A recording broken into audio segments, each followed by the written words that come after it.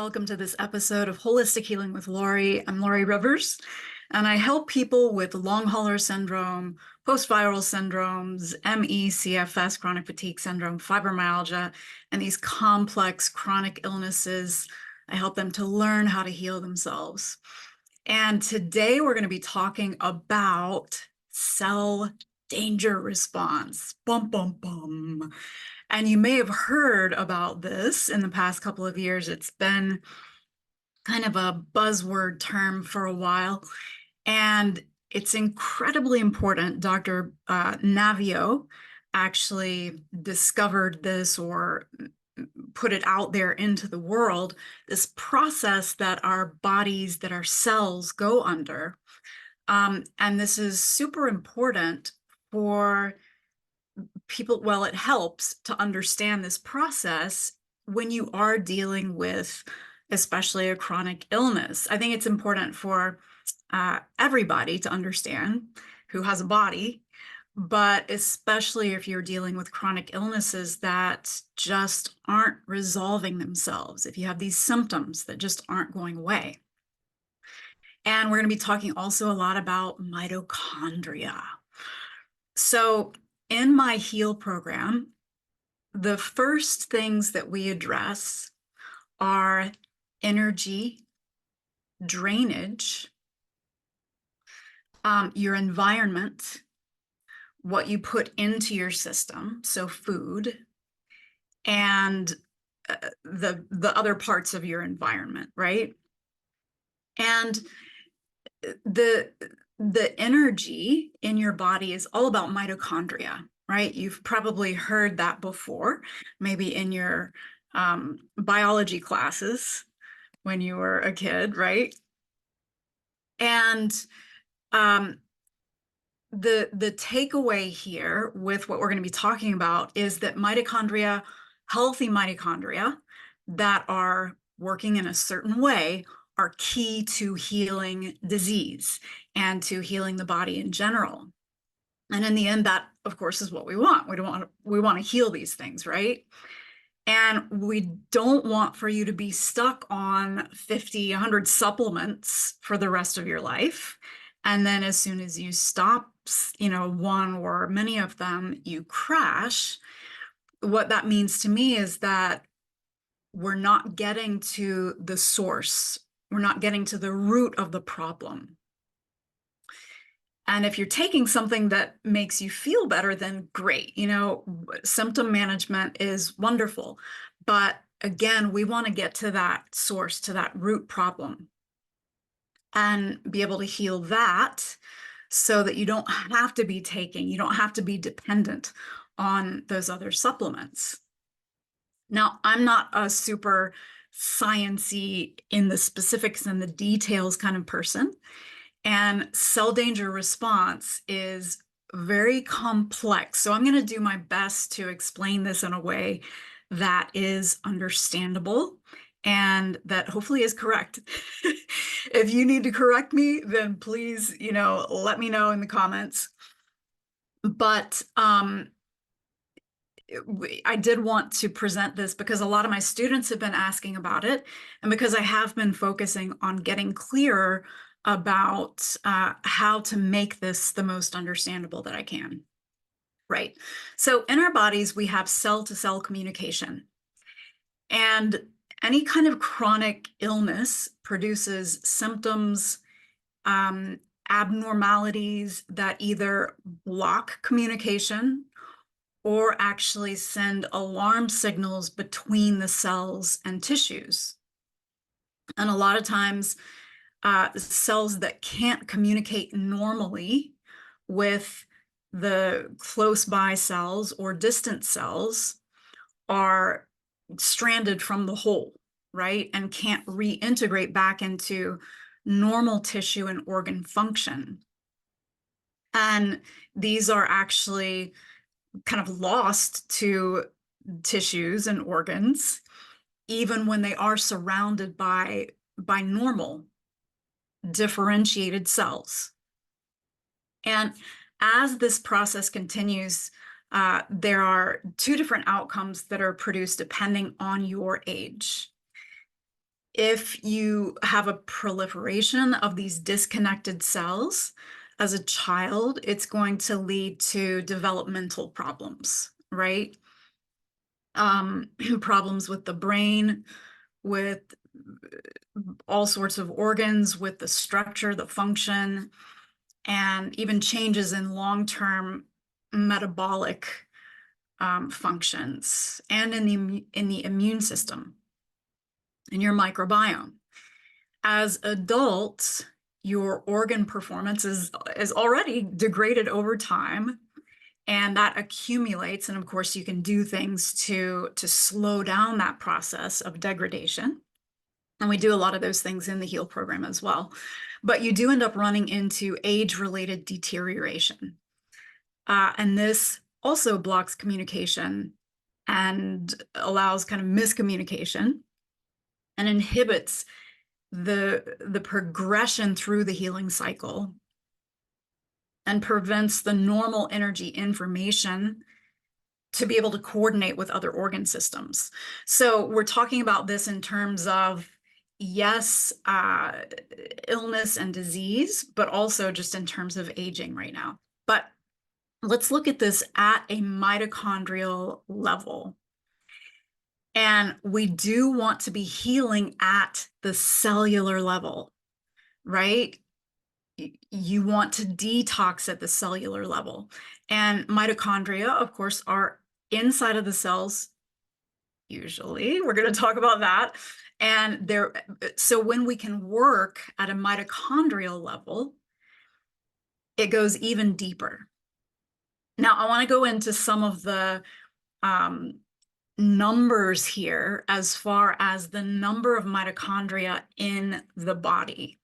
So I've run across research that we have approximately 30 trillion human cells and about 39 trillion bacteria, depending on when you pooped last. And most cells have between 1,000 and 10,000 mitochondria per cell, right? So depending on the brain cells have a tremendous number of mitochondria. I think those are the ones that typically have around 10,000 per cell. Actually, also your eyes, your heart, those all have typically 10,000 mitochondria per cell, approximately. So your liver has approximately 2,000 mitochondria per cell. And the range per cell of mitochondria is just huge within the body, right? We have so many mitochondria. We're going to get into that in just a second. And in a neuron of the brain, it has an estimated population of actually 2 million mitochondria per cell. So here's the takeaway that I'm talking about here. Each cell, and there's 1,000 to 10,000 on average, and then there are some cells, again, of the mitochondria, and there are some cells that have way more, like what we were just talking about in the millions for some cells, and then there are some that have a little less. But if we're talking about 30 trillion human cells, let's break it down a little bit more. 24.9 trillion of them are red blood cells. Now, red blood cells are the one type of cell that does not have mitochondria in it.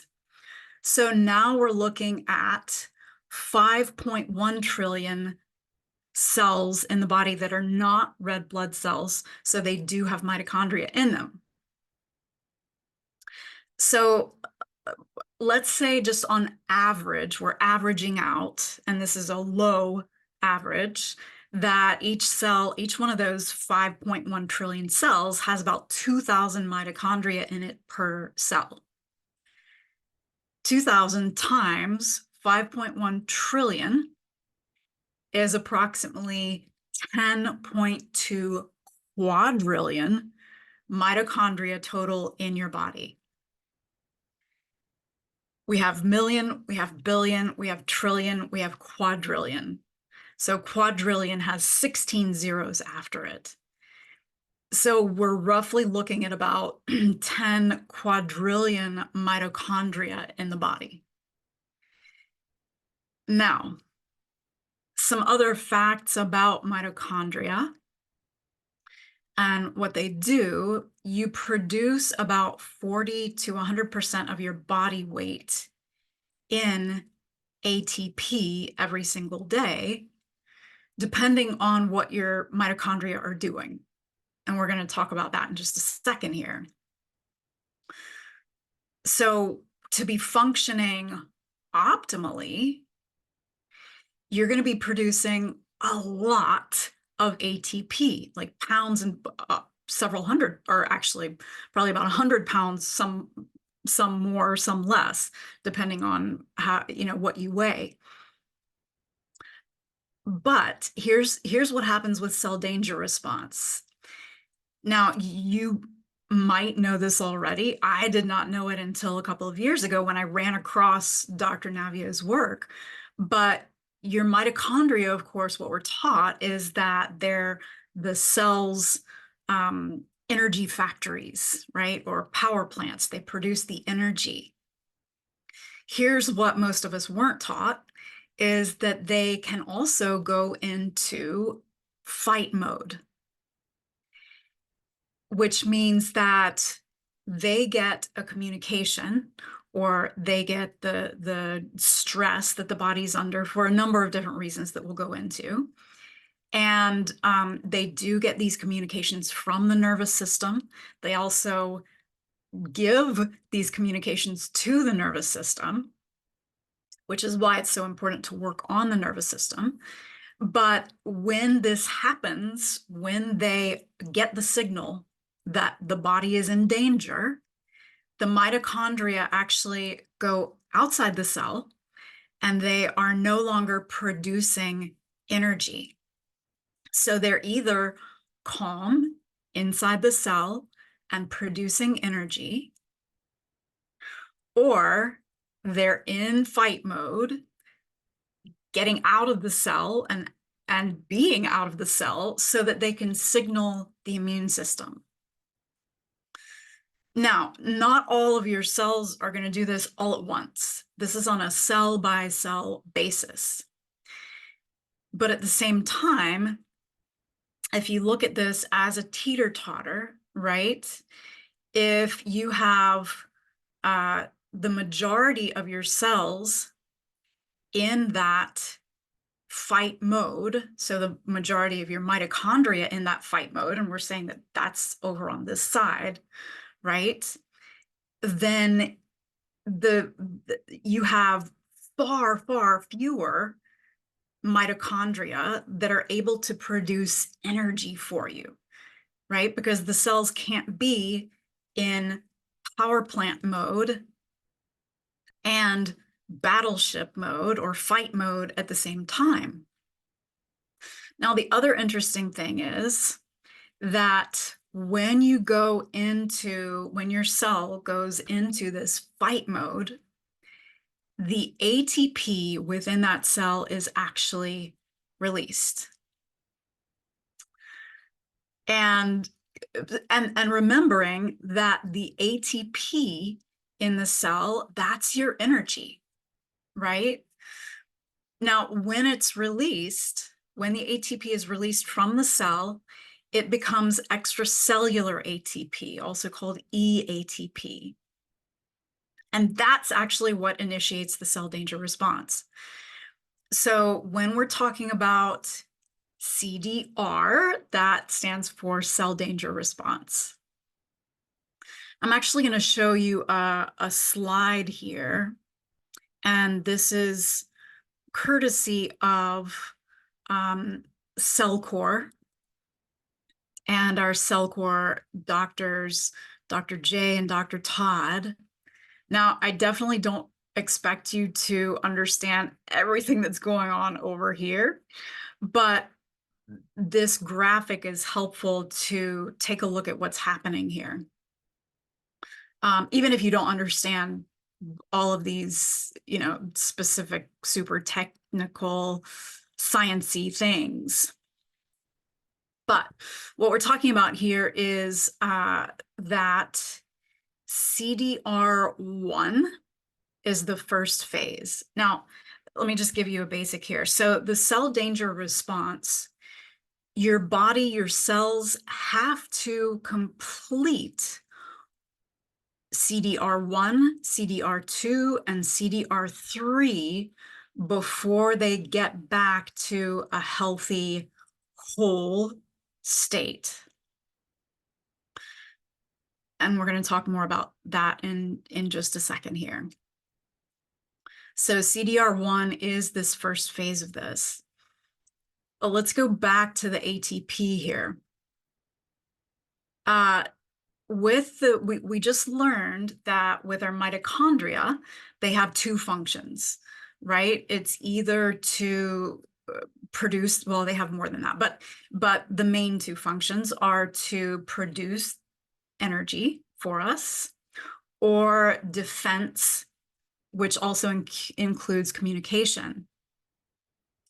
And this is linked and controls really our innate immunity, our inflammation control, our metabolic memory. And this is the same kind of thing with your ATP. There are two functions there. There's inside the cell, and it's the energy carrier, that ATP, for your metabolism. And then when it starts getting sent outside of the cell with that cell danger response, it's a signaling molecule. So let's think about this in terms of an acute illness, right? Okay, I feel like I'm getting sick with a cold. What are your energy levels typically? Well, super low, because the ATP is leaving the cell and it's being used for that immune response to signal the immune system. And that's why you get tired when you're starting to get sick.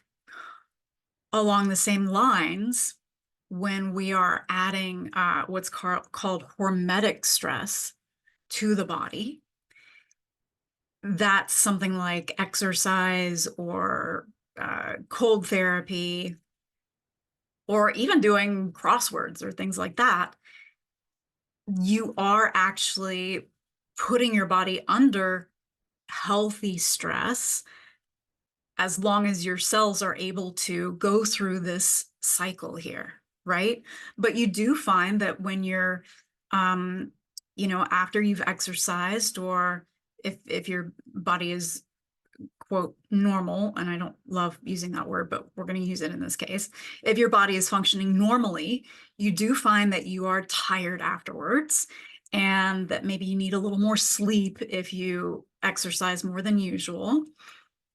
And same kind of thing with, if you're using a lot of brain power, you might find that you get fatigued, right? You get a little mentally fatigued.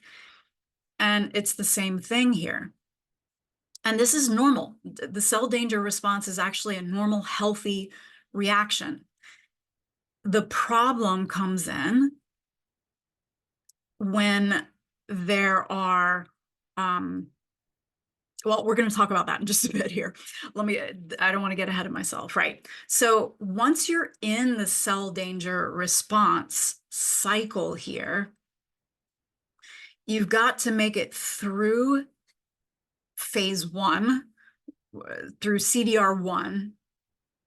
Then that cell needs to make it through CDR2, and then through CDR3, and then it automatically goes back to this a healthy, active state. So once you enter the cycle, you can't go from like CDR1 straight to the integrated cell. You have to go through all of them. So let's take a look at how this happens here. So this first, the CDR1 gets triggered by sometimes new information, stress, injury, toxins, infection, metals, pollution, right? And then that gets turned on. And again, ideally, we run into these stressors to begin with, and then the cells are able to complete this cycle. But we run into trouble when a cell gets stuck, or many cells get stuck in CDR1 or CDR2 or CDR3. And we're going to talk in just a little bit about what each stuck phase of these look like, right? There are different symptoms that are associated with getting stuck in each phase. So you might think about, like, a cut or a scrape. First of all, you've got some inflammation there, and that happens in your first phase here. And then the healing, starts to go a little more with your maybe some scarring, or, it starts to heal a little bit here. And then there's a different process that goes right here that I'm hopefully going to be able to explain. And then it's healed. And that's where you go over here to this healthy state again. Now, the extension of this to these chronic complex illnesses that we're talking about, like long hauler syndrome, like chronic fatigue syndrome, myalgic encephalomyelitis. And at this point, this is the understanding that we have, right? And this, again, seems to be on a largely cell-to-cell basis with these. It's not like all of the cells go into each stage at the same time, but you can have a large number of cells that are in one of the phases, right? And this is where we see, I find this interesting, because when you think about something like long hauler syndrome, or a post-viral syndrome, or even a chronic fatigue syndrome that was triggered by a specific traumatic event that you can take a look at, and you can say, yeah, that's where I started to have these symptoms after that point. It makes sense, because the majority of the cells, right, or a large number of cells, got triggered into that cell danger response, and then they got stuck in one of those areas, and I'll tell you which one. So, and the other thing is that the cell danger response, talking along these same lines, it can go from just a local cell signal or a localized area to systemic. So it does have the ability to, so to say, hit the fire alarm for the whole body, or just for a very specific area. So mitochondrial function in that cell, or in these cells, have to go through all these stages again. So let's take a look at CDR1 first. CDR1 is devoted to damage control. And this is about your innate immunity. This is the inflammation. It's the cleanup phase. And the level of inflammation produced is adjusted according to the need. Now, the triggers here, there are a lot of triggers, and let's go through this, but some of them might be sound familiar to you. And we address all of these triggers in the HEAL program, because if those triggers are still present, or even if the body and the mind still think that they're present, then it's going to keep it in that cell danger response. Right, so here are the factors that trigger the cell danger response. You've got your biological stressors, pathogens, things like viruses, bacteria, bacterias, parasites, fungal issues, and nutrient deficiencies, nutrient depletion. And the pathogens and the nutrient deficiencies and depletions are uh, frequently go hand in hand. For example, parasites, they're eating up a lot of your good nutrients. So they cause nutrient deficiencies a lot of the time. Hypoxia, so low oxygen. So a lot of people who are dealing with issues, breathing issues and things like that with the pandemic, that could have been a trigger, the low oxygen from the virus. Also, inflammation and oxidative stress. Then you also have your chemical stressors. These are things like heavy metal toxicity, also mold and mycotoxins, your pesticides, herbicides, chemical exposures, and a lot of medications that a lot of people take, actually. Then we also have our physical stressors, right? These are things like traumas, car accidents. I'll bring up that slide again in just a second here.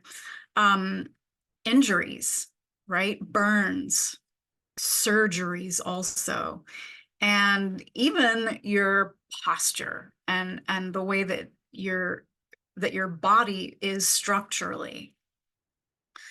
Then you also have your psychological stressors, and this can be relationship issues, emotional neglect, trauma, physical and verbal abuse, and this can be past trauma as well, right?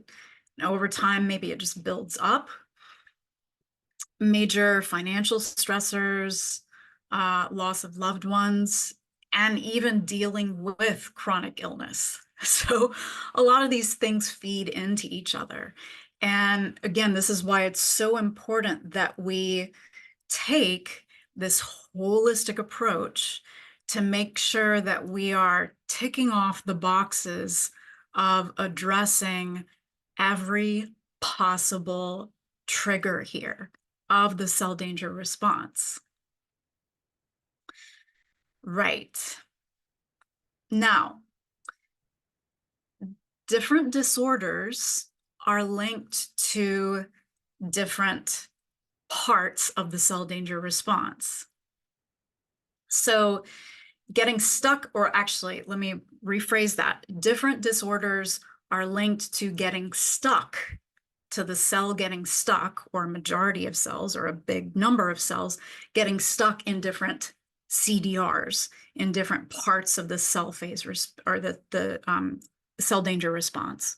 So, for example, CDR1, a lot of the disorders that are linked to CDR1 are skin issues, also your allergies, asthma. And I remember I actually used to have a skin thing called tinea versicolor. And so at that point, a lot of my cells were stuck in CDR1. And for a long time, actually, that was one of the first things that shifted for me personally when I did start treating, when I started my own HEAL program. Some other things, ringworm, yeah, and then also these chronic infections, Candida, Bartonella, syphilis, Lyme, malaria. All these things are things that are linked to when the body is stuck in CDR1. So you got to go, remember, you got to go through the circle. So hopefully the cells are doing what they need to be doing. And that happens when we remove enough of those triggers, enough or shift, depending on what the trigger was, right? Where we remove enough of those triggers for the cells to go, okay, we can actually focus on the next stage of the cell danger response and of healing. So then it goes to CDR2. Now, in CDR2, this actually supports cell proliferation, something called biomass replacement, and it's basically the stem cell phase of the cell danger response. So with CDR1, you've got the damage is contained and cleared, and now in CDR2, the cells need to be replaced. Now, when the body gets stuck in CDR2, when the cells get stuck, or a large number of cells get stuck in CDR2, this is where you run into disorders like diabetes, hypertension, heart disease, IBS, Crohn's, ulcerative colitis, cirrhosis, a lot of liver things, lung issues, prostate, cancers, leukemia. Those are all cell danger response 2 disorders if it gets stuck there.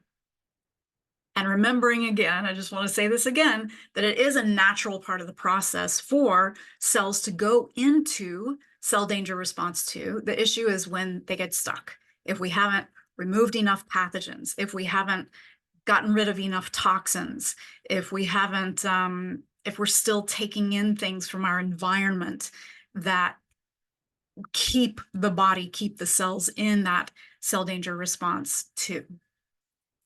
Now, cell danger response 3, let me share my screen again here so we can take a look.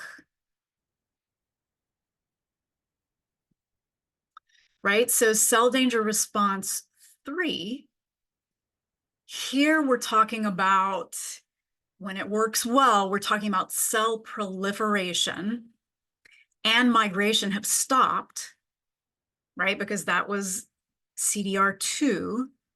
And then those recently developed cells can actually begin to differentiate and take on specific functions. Now, when it gets stuck in our CDR3, this is where we're talking about a lot of the things that, if you're watching this, you might be experiencing. So this is where we're talking about chronic fatigue syndrome. This is where we're talking about long hauler syndrome, fibromyalgia, also autism, POTS, PTSD, PANS and PANDAS, OCD, anxiety, depression, bipolar, schizophrenia, migraines, Parkinson's, Alzheimer's, MS, scleroderma, Sjogren's, stroke, Hashimoto's, ALS, psoriasis, eczema, macular degeneration. At this phase, you have seeing issues, you have hearing issues, also diabetic neuropathy and irritable bowel syndrome, nephropathy. All of these are associated with the body getting stuck in CDR3. And I find it really interesting with this as well, because a lot of the people that I work with, if they're having a really tough time, so again, I work with people with chronic fatigue syndrome, myalgic encephalomyelitis, fibromyalgia, long hauler syndrome, so long COVID. And a lot of them feel like they have sometimes autistic-like symptoms. I remember from when I had severe chronic fatigue syndrome, it was very difficult to communicate, and it was very difficult to look people in the eye. So so this is the phase 3, the CDR3 that we're looking at here. So I hope that helps you understand a little bit more about cell danger response. And again, the way that we allow the cells, the mitochondria, and subsequently the ATP to get back to being healthy and functioning properly, and therefore the cells back to healthy and functioning properly, and to the mitochondria creating energy for us, for our bodies, is to address all those things that we talked about that are triggers. So in my HEAL program, we address drainage so that we can get rid of these things in our bodies. We address detoxification so that we can get rid of a lot of those heavy metals and chemicals and things like that that need to be gotten rid of in order that the body considers to be a stressor, a trigger for the cell danger response. We address pathogens, everything from parasites to viruses to bacteria, fungus, all those things. We address mold. And we also, early on in the process, we address the nervous system. If you'll remember, I mentioned how the mitochondria signal to the nervous system, and the nervous system also signals to the mitochondria. So we want to make sure to bring the nervous system back online.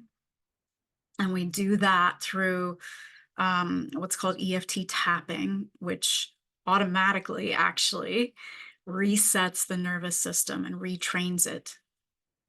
And we also address your psychological and emotional factors, but also with the EFT tapping. So we really get at all of it. And that is what it takes for a lot of people. Now, sometimes some people can just address, the psychological factors and bring the nervous system back into a healthy state, which in turn brings the cell danger response around to full circle.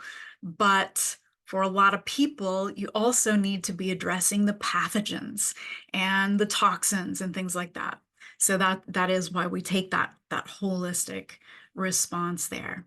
So I hope that's helpful for you. I went a lot longer than I meant to, but if you have any questions, please feel free to let me know. I might not be able to answer them. In fact, I will venture to say that I probably won't be able to, but I will find somebody who can, and I'll find an answer to that for you. And I'll see you in the next episode. Please do share this episode with somebody that you think would find it helpful.